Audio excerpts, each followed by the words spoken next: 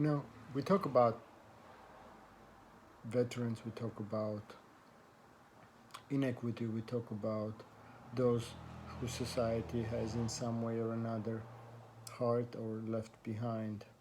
And I think the biggest group of people who have been absolutely ignored and hurt by both the societal reluctance to pay them serious attention and also certainly institutionally are the foster youth.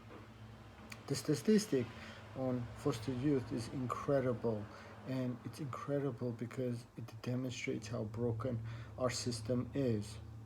Um, the Not even going into the horribleness of it, just realization that over 50% will never graduate from high school or obtain a GED, right? So over 50% of children who enter into foster home or foster care will not be able to achieve that. Look, uh, how broken is it that the system which is supposed to be helping, protecting, giving them a safe, caring environment fails to give more than half of the children ability to finish school.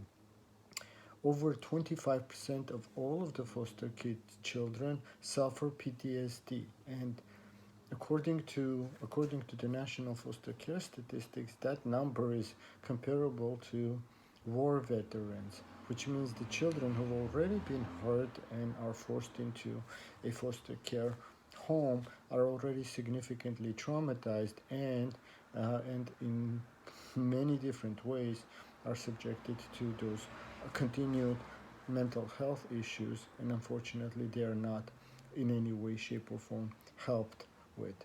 And as far as how it takes place and what happens when they reach the time to be able to exit out of the foster care system, over 25% of foster teens are going to experience homelessness, right? So half of them don't get a diploma, will not get a diploma. Quarter of them, so one out of four, is going to be homeless, and that's the alternative to where the youth is coming from. And it's understandable that they're coming from horrible places because according to at least some of the statistics, vast majority enters into the foster care system because of the neglect, and over 5 or 6% of the children entering into foster care because of physical abuse, and about similar or slightly lower percentage enter because of sexual abuse, which means yes, thousands upon thousands of children enter into the foster care system because they come from devastatingly horrible places.